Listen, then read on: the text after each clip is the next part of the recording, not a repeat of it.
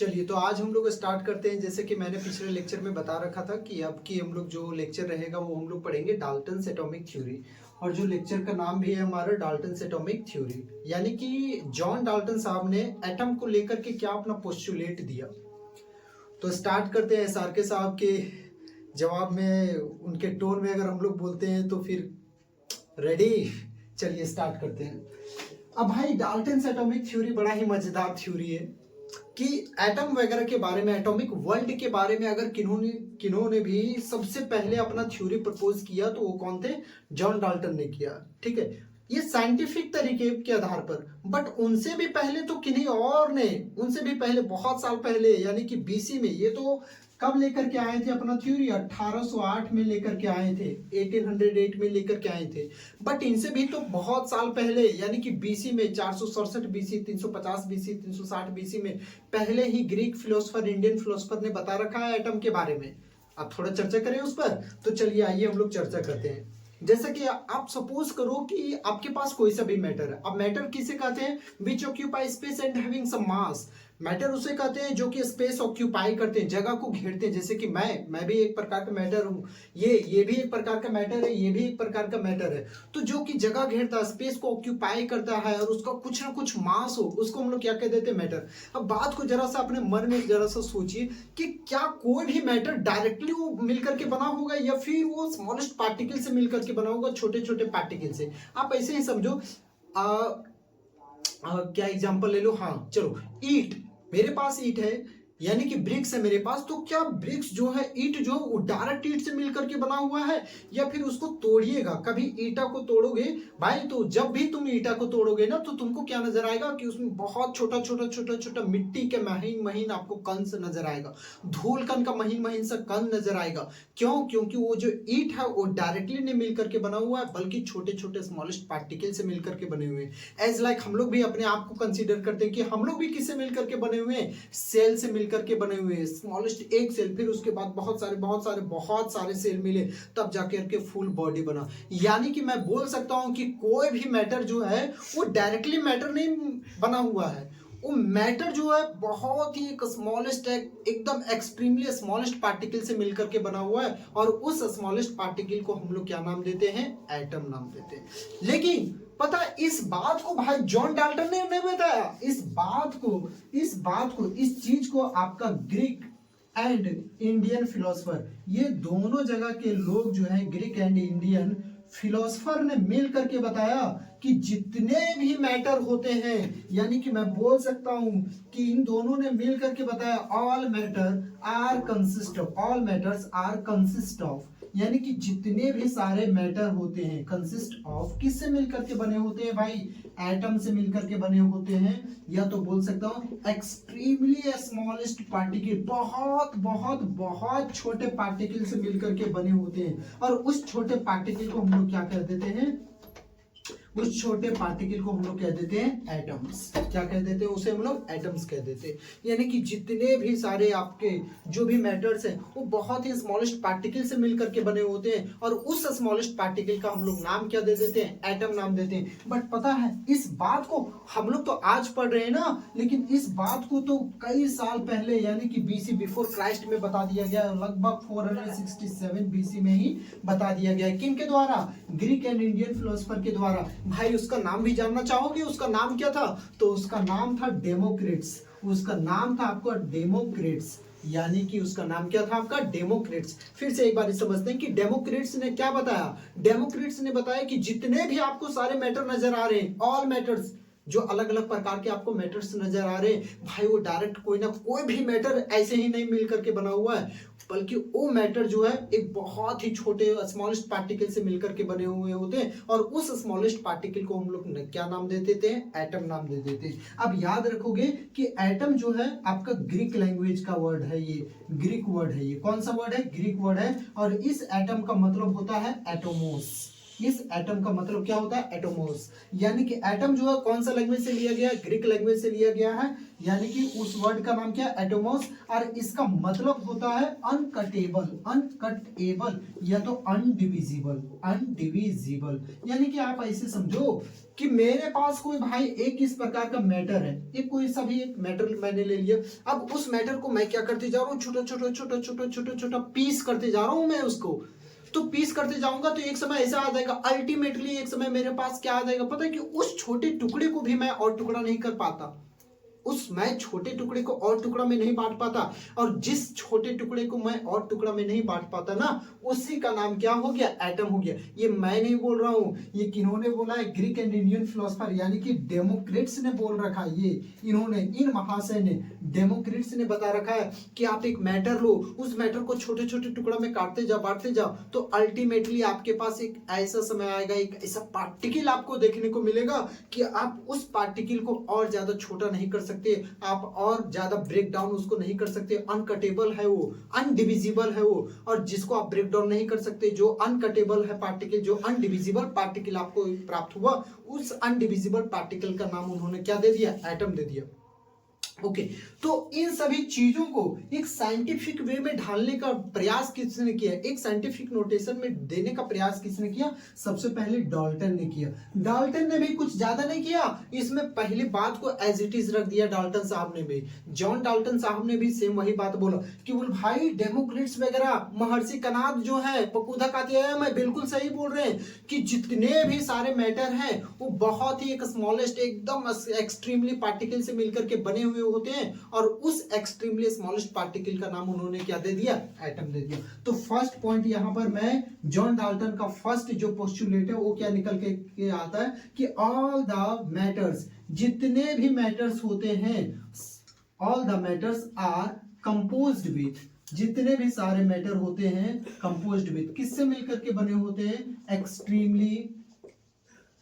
Extremely smallest particle, बहुत छोटा particle से मिलकर के बने हुए होते हैं पार्टिकल्स कॉल्ड एटम्स। वो उसको हम लोग क्या कह देते हैं, एटम्स। यानी कि उन लोगों के अनुसार, जॉन डाल्टन के अनुसार, डेमोक्रिट्स वगैरह के अनुसार, पकुधा कात्यायन, महर्षि कनाद के अनुसार कि एटम क्या था, अनडिविजिबल था, अनकटेबल था। बट मजे की बात क्या है पता है, मजे की बात ये है कि एटम्स, अभी हम लोग जानते हैं कि एटम्स इनडिविजिबल नहीं है, अनकटेबल नहीं है, बल्कि एटम्स के अंदर इलेक्ट्रॉन है, प्रोटॉन है, न्यूट्रॉन है। ये आपको कैसे पता चला, इलेक्ट्रॉन, प्रोटॉन, न्यूट्रॉन? भाई उसके अंदर में देखा गया होगा तभी तो पता चला है मुझे कि उसके अंदर में इलेक्ट्रॉन है, प्रोटॉन है, न्यूट्रॉन है। अगर वो एटम अनकटेबल रहता, अनडिविजिबल रहता, तब तो मुझे कुछ पता ही नहीं चलता। यानी कि एटम ब्रेकेबल था। तो ये जो पहला पॉइंट है भाई डाल्टन का, ये तो पहला पॉइंट हो गया स्वाहा, खत्म हो गया। अब हम लोग सेकंड पॉइंट पर नजर डालते हैं। तो सेकंड पॉइंट हम लोगों को क्या बोलता है कि आप अगर सेम एलिमेंट ले रहे हो तो सेम एलिमेंट का जो भी एटम रहेगा ना, वो एक दूसरे से क्या रहेंगे, बिल्कुल सिमिलर रहेंगे। यानी कि atoms of same element are similar to each other. Same element के जो भी एटम रहेंगे आपको क्या देखने को मिलेंगे, सिमिलर देखने को मिलेगा।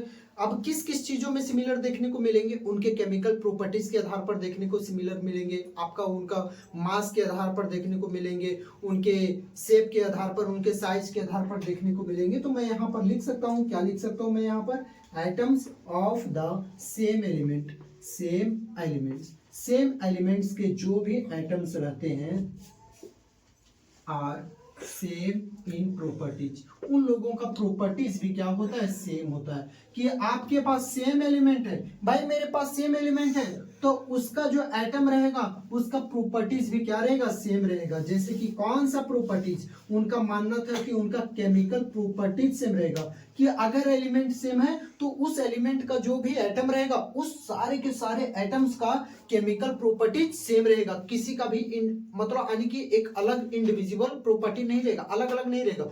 यानी कि सेम एलिमेंट, भाई सपोज करो कि आपके पास क्या है, सोडियम एलिमेंट है, सोडियम एलिमेंट। तो सोडियम एलिमेंट है, तो सोडियम एलिमेंट किससे मिलकर के बना होगा, स्मॉलेस्ट पार्टिकल सोडियम के एटम से मिलकर के बने होंगे। तो जितने भी सोडियम के एटम हमको देखने को मिल रहे हैं, इन सभी सोडियम के एटम का केमिकल प्रॉपर्टीज क्या होगा, सेम होगा। उनका मानना था, किनका, ये जॉन डाल्टन साहब का मानना था, उनका मास सेम होगा, उनका शेप सेम होगा, उनका साइज सेम होगा। मतलब इन लोगों का कोई कोई भी चीजों में डिफर देखने को नहीं मिलेगा। यही थर्ड पॉइंट में इस चीज को उल्टा करके उन्होंने बोला कि अगर आपके पास, अभी उन्होंने सेकंड पॉइंट में क्या बोला, सेकंड चीज बताया कि सेम एलिमेंट है तो सेम एलिमेंट का जो भी एटम रहेगा वो भी सेम रहेगा। किसके किसके आधार पर सेम रह सकता है? शेप के आधार पर, साइज के आधार पर, उनके केमिकल प्रॉपर्टीज के आधार पर, फिजिकल प्रॉपर्टीज के आधार पर। अब फिर इस चीज को उन्होंने थोड़ा सा और बदला कि बोल भाई जब सेम एलिमेंट का सेम एटम जो है वो हर एक चीजों में सेम सेम रह सकता है, फिजिकल प्रॉपर्टी, केमिकल प्रॉपर्टीज वगैरह वगैरह वगैरह, तो क्या अलग अलग एलिमेंट है तो अलग अलग एलिमेंट का अलग अलग एटम भी होगा? अगर सेम एलिमेंट है सेम एटम, अलग अलग एलिमेंट अलग अलग एटम। जब अलग अलग एटम ही हो जाएंगे भाई, अलग अलग एटम होंगे तो फिर उनका केमिकल प्रॉपर्टीज अलग होगा, फिजिकल प्रॉपर्टी आपको देखने को अलग मिलेगा, शेप साइज वगैरह वगैरह ये सब आपको अलग अलग देखने को मिलेगा। आप इसको थोड़ा सा जल्दी से उतारो। चलिए अब हम लोग इस पॉइंट को जो भी उन्होंने बात रखी है तो उस सभी बातों को मैं यहाँ पर एक जगह लिख दिया हूँ। अब उस चीजों को हम लोग समझते हैं। फर्स्ट तो उन्होंने क्या बोला कि all the matters are composed with extremely small particles called atom, कि जितने भी मैटर्स हैं, ये तो उन्हीं का बात कॉपी किए हुए डेमोक्रेट्स का, कि जितने भी मैटर्स है वो बहुत ही स्मॉलेस्ट पार्टिकल से मिलकर के बने होते हैं, उसे हम लोग क्या कहते थे? एटम। सेकंड बात उन्होंने क्या किया? सेकंड बात उन्होंने बोला कि अगर सेम एलिमेंट है तो सेम एलिमेंट का एटम वो भी सेम ही रहेगा, सेम एलिमेंट का एटम सेम ही रहेंगे, और उस एटम्स का फिजिकल प्रॉपर्टीज, केमिकल प्रॉपर्टी, मास, शेप, साइज सब कुछ क्या रहेगा? सेम रहेगा। यानी कि atoms of the same element के जो भी एटम है आर सेम इन प्रॉपर्टीज, सब प्रॉपर्टीज में सेम रहेंगे। जैसे कि कौन सा? केमिकल प्रॉपर्टीज, मास, शेप, साइज वगैरह वगैरह। थर्ड नंबर में क्या बोला कि इस चीज को उन्होंने वाइस वर्सा कर दिया, उल्टा कर दिया, कि एटम्स ऑफ डिफरेंट एलिमेंट, कि अलग अलग एटम है, अलग अलग एलिमेंट के एटम है, एटम्स ऑफ डिफरेंट एलिमेंट, अलग अलग एलिमेंट के एटम है। जैसे कि आप यहाँ पर ले लो भाई, यहाँ पर आयरन ले लो एंड ऑक्सीजन ले लो, तो यहाँ पर अलग अलग एलिमेंट हुए, एक तो मुझे आयरन देखने को मिल रहा है और दूसरा मुझे क्या देखने को मिल रहा है? ऑक्सीजन। अलग अलग एलिमेंट, तो इन लोगों का एटम भी तो अलग अलग होगा। यहाँ पर आयरन का एटम होगा और यहाँ पर हमको क्या देखने को मिलेगा? ऑक्सीजन का atom. Different properties have different masses and size, तो उसका जो एटम्स का जो प्रॉपर्टीज रहेगा वो भी क्या रहेगा? अलग अलग देखने को मिलेगा। यहाँ पर आयरन का अलग प्रॉपर्टीज देखने को मिलेगा, ऑक्सीजन का अलग प्रॉपर्टीज देखने को मिलेगा, उसका मास भी अलग रहेगा, उसका साइज भी अलग रहेगा। ठीक है, अब हम लोग 4 पॉइंट में देखते हैं। Atoms in a chemical reaction neither be created nor be destroyed, यानी कि जो भी केमिकल रिएक्शन हो रहा है तो उस केमिकल रिएक्शन में आपका एटम जो होते हैं ना तो आप क्रिएट कर सकते हो ना तो उसे आप क्या कर सकते हो? डिस्ट्रॉयड। फॉर सपोज यहाँ पर मैं एक केमिकल रिएक्शन लिख रहा हूँ, कार्बन रिएक्ट विद ऑक्सीजन, तो यहाँ पर आपका बन क्या रहा है? कार्बन डाइऑक्साइड बन रहा है। कार्बन ऑक्सीजन के साथ रिएक्शन कर रहा है और रिएक्शन के बाद में as a result of reaction between carbon and oxygen it form carbon dioxide. Carbon dioxide जो बन रहा है तो इसमें ना तो आप कार्बन को क्रिएट कर सकते हो ना तो आप डिस्ट्रॉयड कर सकते हो। यानी कि जो भी केमिकल रिएक्शन होते हैं ना, उस केमिकल रिएक्शन में एटम्स को neither be created nor be destroyed, भाई ना तो इसे क्रिएट किया जा सकता है ना तो इसे डिस्ट्रॉयड किया जा सकता है। तो फिर इसे क्या किया जा सकता है?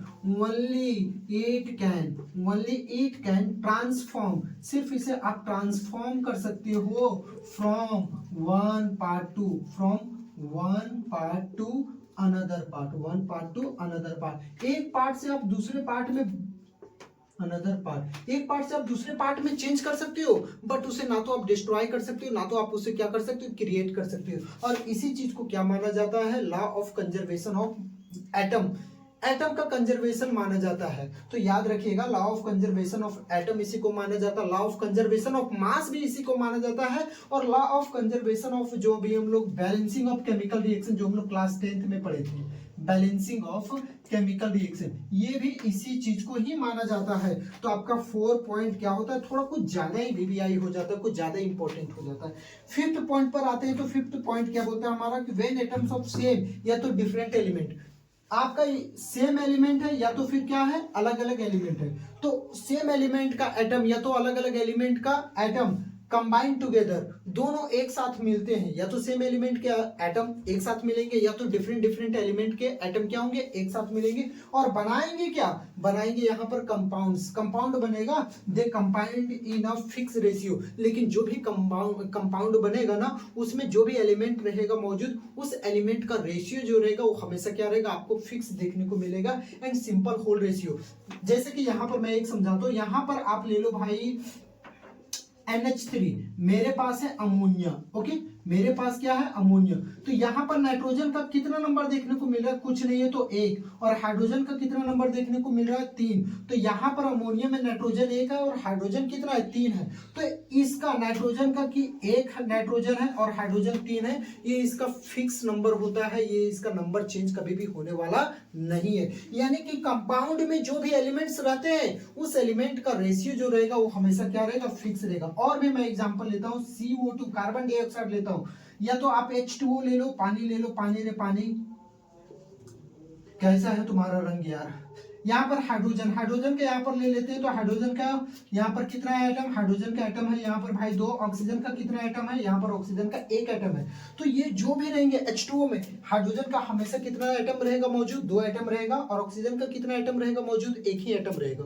अगर ये एटम बदल जाएगा, फॉर सपोज यहाँ पर हाइड्रोजन का 2 और ऑक्सीजन का भी मैं कर देता हूँ 2, पता है ये पानी रहेगा ही नहीं। जैसे ही इसका एटम का यानी कि इसका प्रोपोर्शन बदला, वैसे ही कंपाउंड का नंबर भी, कंपाउंड का नेम भी, कंपाउंड ही पूरा का पूरा क्या हो जाएगा, उसका प्रॉपर्टीज, फिजिकल, केमिकल वगैरह वगैरह सब कुछ क्या हो जाएगा, चेंज हो जाएगा। यानी कि इसका जो फिक्स रहता है, रेशियो जो रहेगा कंपाउंड में जो भी एलिमेंट का, वो हमेशा क्या रहता है, फिक्स रहता है। आपको क्या देखने को मिलता है, फिक्स देखने को मिलता है। जैसे कि H2 में हाइड्रोजन का 2 एटम है, ऑक्सीजन के कितने एटम है, 1 एटम है। लेकिन याद रखिएगा जब भी रहेंगे ना, सिंपल होल रेशियो में प्रेजेंट रहेंगे, आपका फ्रैक्शन वगैरह में देखने को नहीं मिलता है। क्या आप लोगों ने कभी इस तरह का देखा है, क्या H2O है, अभी हम लोग जानते हैं कि वाटर का केमिकल फॉर्मूला H2O होता है, लेकिन क्या कभी आप लोगों ने देखा कि H1.9 ऑक्सीजन 0.8, या क्या इस प्रकार से वाटर का केमिकल फॉर्मूला हो सकता है, क्या कभी नहीं हो सकता। मतलब यानी कि आप उस चीज को फ्रैक्शन में नहीं लिख सकते हो, नेगेटिव वैल्यू में नहीं लिख सकते हो।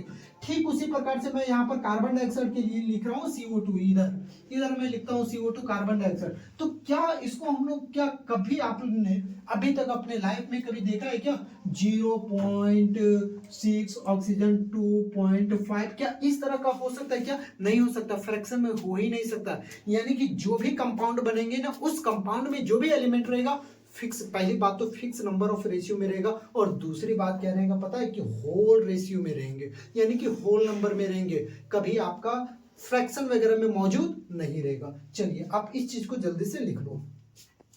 अब हम लोग देखते हैं कि डाल्टन्स ने तो अपना एटॉमिक थ्योरी दे दिया, लेकिन उस एटॉमिक थ्योरी में कुछ खामियां भी थी, कुछ गलतियां भी थी।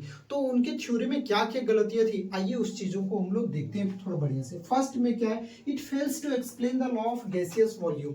पहले तो बात उन्होंने किसका वॉल्यूम, किसका लॉ बताया, तो law of conservation of mass, law of conservation of mass बताया, law of conservation of mass, ये तो एक्सप्लेन कर दिए। लॉ ऑफ केमिकल कॉम्बिनेशन, कि कैसे कैसे एटम्स कंबाइन हो गए, ठीक है, केमिकल कॉम्बिनेशन ये भी बता दिया उन्होंने, लेकिन उसमें उन्होंने ये बताना भूल गए, लेकिन या तो हम लोग बोल सकते हैं कि वो फेल हो गए, किस चीज को बताने में, एक्सप्लेन करने में, गैसियस वॉल्यूम को एक्सप्लेन करने में वो हो गए फेल। अब ये गैसियस वॉल्यूम होता क्या है, ये हम लोग नेक्स्ट क्लास में पढ़ेंगे, नेक्स्ट जो चैप्टर आएगा उसमें हम लोग डिटेल से पढ़ेंगे कि गैसियस वॉल्यूम है क्या। बट अभी फिलहाल के लिए आप इतना ही समझो कि वो जो होते हैं ना, कौन, जॉन डाल्टन जो होते हैं, वो गैसियस वॉल्यूम को एक्सप्लेन करने के लिए क्या हो जाते हैं, फेल हो जाते हैं। सेकेंड पॉइंट उन्होंने क्या दे, सेकेंड पॉइंट यानी कि वो क्या फेल हो गए, क्या किस चीज को एक्सप्लेन करने में फेल हो गए। तो सेकेंड पॉइंट क्या लिख रखा है मैंने, it could not explain why atoms of different element have different masses.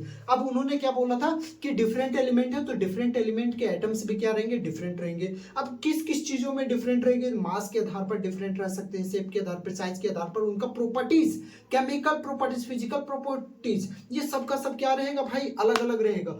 तो भाई अलग हुआ कैसे, इस चीज को वो एक्सप्लेन नहीं कर पाए, सिर्फ उन्होंने ये मुद्दा रख दिया कि डिफरेंट एलिमेंट है, तो यानी कि डिफरेंट काइंड ऑफ एटम भी होंगे, डिफरेंट काइंड ऑफ एटम है, यानी कि इसका मतलब वो बोले कि उसका प्रॉपर्टीज भी अलग अलग होगा, या तो फिजिकल प्रॉपर्टीज हो या तो फिर केमिकल प्रॉपर्टीज है। लेकिन इस चीज ये हो क्यों रहा है, ये it could not explain why, इस चीज को वो एक्सप्लेन नहीं कर पाए, why atoms of different element have different properties, कि अलग अलग एलिमेंट के अलग अलग प्रॉपर्टीज क्यों हैं। थर्ड नंबर में है it fail to explain the nature of force that bind together atom in a molecule. अब देखिए मुझे मॉलिक्यूल यहाँ पर कार्बन प्लस ऑक्सीजन ये दोनों कंबाइन हुए केमिकली तो क्या बन रहा है कार्बन डाइऑक्साइड, बट ये कौन सा फोर्स के द्वारा केमिकली कंबाइन हुए भाई इन दोनों कार्बन और ऑक्सीजन के बीच में कुछ तो फोर्स लगता होगा ना।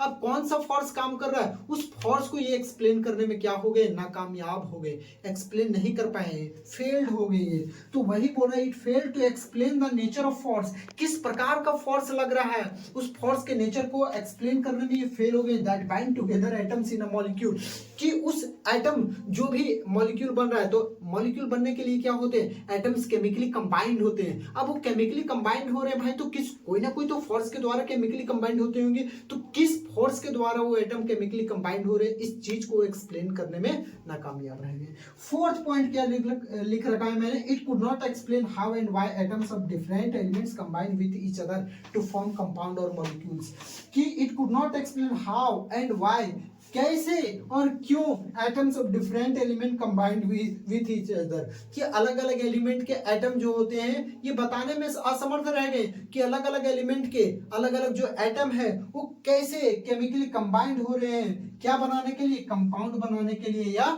मॉलिक्यूल बनाने के लिए। तो इन सभी चीजों को वो जॉन डाल्टन क्या हो गए बताने में क्या हो गए फेल हो गए। अभी यहाँ पर और भी कुछ हम लोग लिखते हैं जैसे कि उन्होंने क्या कह रखा था याद है आप लोगों को कि सेम काइंड ऑफ एलिमेंट रहेगा तो सेम काइंड ऑफ एलिमेंट का सेम काइंड ऑफ एटम और सेम काइंड ऑफ एटम यानी कि उसका फिजिकल प्रॉपर्टी केमिकल प्रॉपर्टी भी सेम रहेगा, उसको मास को लेकर के उसके शेप उसके साइज वगैरह वगैरह को सब कुछ सेम रहेगा। बट यहाँ पर पता है मजे की बात देखिए मेरे पास हाइड्रोजन, अभी हम लोग जानते हैं कि नेचर में हाइड्रोजन 3 रूप में एग्जिस्ट करता है, hydrogen atomic number 1 atomic mass 1, hydrogen atomic number 1 atomic mass 2 वाला भी एग्जिस्ट करता है 1 3, इसको हम लोग नाम देते हैं प्रोटियम, इसका नाम ड्यूटेरियम और इसका नाम ट्राइटियम। अभी जस्ट थोड़ी देर के बाद हम लोग जब आइसोटोप का टॉपिक जो है वो कवर करेंगे उस टाइम हम लोगों को अच्छे से पता चलेगा। पता है अब यहाँ पर देखिए हाइड्रोजन है इसका एटॉमिक नंबर 1, इसका एटॉमिक मास है 1, इसका एटॉमिक मास है 2 और इसका एटॉमिक मास है 3, सबका तो एटॉमिक नंबर भाई 1 1 1, तो यानी कि इसका तो एटम जो है वो सेम है भाई, एलिमेंट यहाँ पर सेम है हाइड्रोजन हाइड्रोजन हाइड्रोजन, तो हाइड्रोजन हाइड्रोजन सेम एलिमेंट है तो इसका प्रॉपर्टीज भी क्या होना चाहिए था सेम होना चाहिए था हर चीज को लेकर के। बट पता है जो प्रॉपर्टी इस 1u वाले एटम का है हाइड्रोजन एटम का है वो प्रॉपर्टीज आपका 2u वाले हाइड्रोजन एटम का नहीं है, और जो प्रॉपर्टी 2u वाले हाइड्रोजन एटम का है वो प्रॉपर्टीज 3u वाले हाइड्रोजन एटम का नहीं है। उन्होंने क्या कह रखा था कि सेम काइंड ऑफ एलिमेंट है तो सेम काइंड ऑफ एलिमेंट रहेगा तो उसका प्रॉपर्टीज वगैरह सब कुछ सेम रहेगा, बट यहाँ पर भी तो सेम है भाई तो इसका प्रॉपर्टीज सेम कहाँ है, इसका तो प्रॉपर्टीज अलग अलग हो गया ना। फिर उन्होंने दूसरी बात क्या बता रखा था पता है कि अगर एलिमेंट अलग अलग हो, अगर एलिमेंट अलग अलग हो तो उनका एटम भी अलग अलग ही होंगे, एलिमेंट अलग अलग यानी कि एटम भी अलग अलग, और एलिमेंट अलग अलग होने से उसका जो भी प्रॉपर्टीज वगैरह रहेगा वो भी क्या हो जाएगा अलग अलग हो जाएगा। लेकिन देखिए यहाँ पर कमाल की बात और मजे की बात, ये आपको आइसोटोप्स में अभी जस्ट पढ़ाऊंगा मैं। यहाँ पर आर्गन ले लो भाई और यहाँ पर ले लो आप क्या पता है कैल्शियम, आर्गन का एटॉमिक नंबर 18, यहाँ पर एटॉमिक मास 40u, कैल्शियम का 20 और यहाँ पर एटॉमिक मास 40u। तो यहाँ पर कुछ इस प्रकार से भाई एलिमेंट तो अलग अलग हो गए, एलिमेंट अलग अलग एटम भी अलग अलग होंगे, तो उन्होंने क्या बता रखा था कि एलिमेंट अलग अलग है, अलग अलग डिफरेंट एलिमेंट है तो उनका केमिकल फिजिकल प्रॉपर्टीज क्या रहेगा सब कुछ अलग अलग रहेगा, मास भी अलग अलग रहेगा। बट यहाँ पर भी देखिए मास इन दोनों का क्या हो चुका है सेम हो चुका है, तो इस चीजों को भी जो जॉन डाल्टन है वो एक्सप्लेन करने के लिए फेल हो गए। क्यों? क्योंकि उस टाइम तक वो आइसोटोप्स आइसोबार्स, इसको हम लोग कहते हैं आइसोबार्स, आइसोबार्स यानी कि एटॉमिक नंबर अलग अलग हो बट एटॉमिक मास सेम हो, तो इस आइसोटोप्स आइसोबार्स ये सब चीजों को एक्सप्लेन नहीं किए हुए थे, तो इस कारण से उनका जो सेकेंड पॉइंट और थर्ड पॉइंट जो था वो क्या हो जाता है गलत हो जाता है, गलत साबित हो जाता है। तो यानी कि मिला जुला करके जॉन डाल्टन को तो आप एटॉमिक फादर बोल सकते हो बट उतना भी बातों को ये सही नहीं कर पाए थे जितना कि आज एक्सपेंड हो चुका है सारा का सारा थ्योरी। तो आप चलिए इसको जल्दी से स्क्रीनशॉट लीजिए फिर हम लोग आगे बढ़ते हैं। चलिए अब हम लोग पढ़ते हैं आइसोटोप्स के बारे में कि आइसोटोप होता क्या है। आइसोटोप बहुत ही इजी है, कोई वैसा ये सब मजा लगेगा भाई टॉपिक कि ये क्या होता है कि same atomic number, same atomic number, पता है यहाँ पर इन चीजों को हम लोग तोड़ के देखते हैं। आइसो का मतलब ये होता है इक्वल, इक्वल बराबर, और टॉप्स का मतलब यहाँ पर याद रखिएगा एटॉमिक नंबर, यानी कि उसका एटॉमिक नंबर क्या रहेगा, सेम रहेगा, इक्वल हो या तो सेम हम लोग बोल सकते हैं। तो जिसका एटॉमिक नंबर क्या हो भाई, सेम हो, तो सेम एटॉमिक नंबर बट अलग फिर क्या होगा, but different in atomic mass, different in atomic mass, उसको हम लोग कहेंगे आइसोटॉप्स, एटॉमिक मास। जैसे कि फॉर एग्जांपल हम लोग एग्जांपल कंसीडर करते हैं, इसमें एग्जांपल में ना एग्जांपल याद रखोगे आप, हाइड्रोजन यहाँ पर ले रहे हैं, हाइड्रोजन हाइड्रोजन हाइड्रोजन, इसका atomic number 1, atomic number 1, atomic number 1, atomic mass 1u, atomic mass 2u and atomic mass 3u। अब सुनिए भाई, इसमें कितना है प्रोटॉन का नंबर, तो याद करिए जरा सा पीछे वाला वीडियो, पीछे वाला वीडियो में मैंने क्या बता रखा था कि जो भी एटॉमिक नंबर रहता है वो किसके बराबर रहता है, प्रोटॉन के नंबर के बराबर रहता है। अब यहाँ पर हाइड्रोजन का एटॉमिक नंबर क्या है, नीचे वाला तो एटॉमिक नंबर कहलाता है, तो हाइड्रोजन का एटॉमिक नंबर कितना है, 1। तो क्या मैं यहाँ पर लिख सकता हूँ कि इसमें प्रोटॉन कितने हैं, 1 प्रोटॉन है, ठीक, प्रोटॉन कितने हुए, 1। इसका एटॉमिक मास ये इज इक्वल टू कितना हुआ, 1u हुआ। तो न्यूट्रॉन का नंबर कितना निकलेगा, 1 माइनस 1 इज इक्वल टू कितना हो गया, 0। इसमें अगर हम लोग देखते हैं तो इसमें इसका atomic number 1, that means proton का नंबर कितना हो गया भाई, 1 हुआ। इसका एटॉमिक मास कितना हुआ है, 2 हुआ है। तो इसमें अगर मैं न्यूट्रॉन का नंबर निकालना चाहूं तो न्यूट्रॉन का नंबर कितना हो जाएगा, तो इन दोनों को माइनस कर दे, 2 माइनस 1, तो 2 माइनस 1 करेंगे तो 1, इसमें एक न्यूट्रॉन आया हुआ। उसके बाद हम लोग इसमें भी देखते हैं कि प्रोटॉन इसमें भी कितना हो जाएगा, 1। एटॉमिक मास कितना है इसका, 3 है, और एटॉमिक मास 3, और इसका न्यूट्रॉन का नंबर कितना, 3 माइनस 1 इज इक्वल टू कितना हो गया भाई, 2। चीजों को थोड़ा समझते हैं, समराइज करते हैं कि एटॉमिक नंबर, आइसोटॉप्स क्या बोलता है कि same atomic number, atomic number तो सेम है। यहां पर आप कंसीडर, यहां पर आप देख सकते हो कि इसका भी atomic number 1, atomic number 1, atomic number 1, तीनों का एटॉमिक नंबर 1 1 1 1 है, यानी कि एटॉमिक नंबर सेम। बट क्या एटॉमिक मास अलग अलग है, डिफरेंट इन एटॉमिक मास। इसका atomic mass 1, atomic mass 2, atomic mass 3। Yes sir, hydrogen का ये जो आप एग्जांपल लिखे हुए हैं ना भाई, ये तुम्हारा क्या हो गया, ये एग्जांपल को हम लोग क्या कहेंगे, किसका एग्जांपल हुआ, ये आइसोटोप्स का एग्जांपल हुआ। किसका एग्जांपल हुआ, आइसोटोप्स का। अब यहाँ पर पता, इस वाले हाइड्रोजन का एटॉमिक नंबर 1 1u, पता इस वाले आइसोटोप का नाम है प्रोटियम, प्रोटियम, पारूटी नहीं, प्रोटियम। इसका नाम हुआ ड्यूटेरियम, ड्यूटेरियम, ड्यूटेरियम है। और इस वाले आइसोटोप्स का नाम हुआ ट्राइटियम, ट्राइटियम कहेंगे हम लोग, ट्राइटियम, प्रोटियम, ड्यूटेरियम, एंड इस वाले आइसोटोप का नाम क्या हो गया, ट्राइटियम हो गया। पता, अब मजे की बात सुनिए, ये प्रोटियम, ड्यूटेरियम, ट्राइटियम, इस वाले प्रोटियम वाले हाइड्रोजन का यूज हम लोग करते हैं H2O, वाटर बनाने के लिए, वाटर बनाने के लिए, फॉर्मेशन ऑफ वाटर, जो हम लोग का वाटर मॉलिक्यूल है, उसमें आपका कौन सा आइसोटोप का यूज किया जाता है, प्रोटियम, ड्यूटेरियम या फिर ट्राइटियम, तो किसका यूज किया जाता है, प्रोटियम। और जो आपका हेवी वाटर है, हेवी वाटर याद रखिएगा, हेवी वाटर, इसका केमिकल फॉर्मूला होता है D2O। इसका यूज, इसको बनाने के लिए किसका यूज किया जाता है, ट्राइटियम का यूज किया जाता है। ये दोनों का यूज किया जाता है आपका न्यूक्लियर रिएक्शन में किया जाता है। किसका रिएक्शन में, न्यूक्लियर रिएक्शन में यूज करते हैं हम लोग। न्यूक्लियर फ्यूल में, फ्यूल के रूप में इस्तेमाल किया जाता है। अब बात को यहाँ पर समझो, पता है आइसोटोप का एक और यहाँ पर समझो, हमारे जितने भी पीरियोडिक टेबल में जितने भी सारे एलिमेंट्स हैं, अब मैंने क्या बता रखा था आप लोगों को बहुत बहुत बहुत टाइम पहले, लेक्चर नंबर 1 या 2 में देखो भाई, कि उस टाइम मैंने बता रखा था कि 118 एलिमेंट्स हैं। टोटल कितने सारे एलिमेंट है, 118 एलिमेंट है। तो उन 118 एलिमेंट में से, उन 118 एलिमेंट में से सभी एलिमेंट के पास कुछ ना कुछ न्यूट्रॉन है, 1 न्यूट्रॉन, 2 न्यूट्रॉन, 3 न्यूट्रॉन, भाई कुछ ना कुछ जरूर न्यूट्रॉन है। बट उन एलिमेंट्स में से सिर्फ और सिर्फ प्रोटियम वाले हाइड्रोजन के पास, यानी कि हमारे हाइड्रोजन के पास सबसे लाइटेस्ट एलिमेंट तो वही है, हाइड्रोजन है।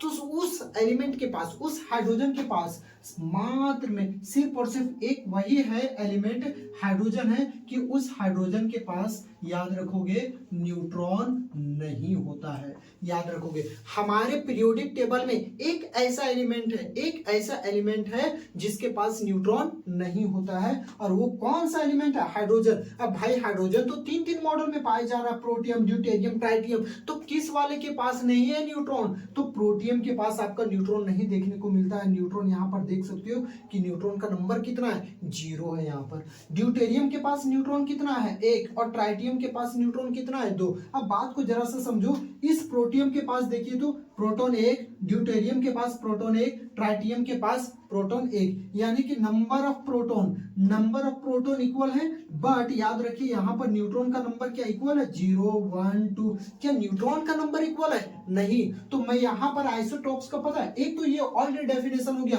कि आइसोटॉप्स का एटॉमिक नंबर सेम रहेगा बट एटॉमिक मास क्या हो जाएगा, अलग अलग हो जाएगा। लेकिन अगर मैं इसका एक न्यू डेफिनेशन चाहूं, मैं एक दूसरा डेफिनेशन बनाना चाहूं, दूसरा डेफिनेशन, तो क्या बन सकता है पता है, सेम नंबर ऑफ प्रोटॉन्स क्या रहेंगे, सेम रहेंगे। प्रोटॉन का नंबर 1, 1, 1, तो नंबर ऑफ प्रोटॉन सेम रहेंगे but different number of neutron. लेकिन इसका डिफरेंट नंबर्स ऑफ न्यूट्रॉन्स का जो नंबर रहेगा ना, डिफरेंट नंबर, पूरा लिख दे रहा हूं मैं इसे, different numbers of neutron, neutron के नंबर डिफरेंट रहेंगे, उसको हम लोग कहते हैं आइसोटोप। होप की क्लियर हुआ होगा। आइसोटोप क्या होता है कि ऐसे एलिमेंट जिसका एटॉमिक नंबर तो सेम हो बट उसका एटॉमिक मास क्या हो, अलग अलग हो, उसको हम लोग क्या कह देते हैं, आइसोटोप्स कह देते हैं। ठीक है। अब कितने प्रकार, जैसे कि हाइड्रोजन का आइसोटोप कितना होता है, 3 आइसोटोप, प्रोटियम, ड्यूटेरियम, ट्राइटियम। हमारे पूरे पीरियोडिक टेबल में बहुत सारे अलग अलग प्रकार के एलिमेंट्स हैं, लेकिन उन सभी एलिमेंट्स में सिर्फ और सिर्फ हाइड्रोजन एक ऐसा एलिमेंट है कि जिसके पास न्यूट्रॉन नहीं है। अब उस हाइड्रोजन में से भी कौन सा हाइड्रोजन का कौन सा आइसोटोप, प्रोटियम वाले के पास कुछ भी नहीं है भाई, एकदम कंगाल है न्यूट्रॉन के नाम पर, 0 न्यूट्रॉन है, बाकी बात सभी के पास न्यूट्रॉन है। ठीक। अब दूसरा डेफिनेशन मैं इसे निकालना चाहूं तो क्या बनेगा कि आइसोटॉप्स में क्या होता है कि नंबर ऑफ प्रोटॉन तो सेम होते हैं बट नंबर ऑफ न्यूट्रॉन क्या होते हैं, अलग अलग होते हैं। हेवी वाटर का केमिकल फॉर्मूला क्या होता है, D2O। न्यूक्लियर रिएक्शन के तौर पर क्या लिया जाता है, ड्यूटेरियम, ट्राइटियम को लिया जाता है। वाटर में क्या कौन सा होता है, प्रोटियम होता है। आप इसे जल्दी से स्क्रीनशॉट लो, फिर हम लोग एवरेज एटॉमिक मास पढ़ेंगे, जो आप लोग पढ़ रहे थे ना कि क्लोरीन का 35.5 होता है। तो ये सब क्यों होता है, ये अभी हम लोग जस्ट पढ़ेंगे।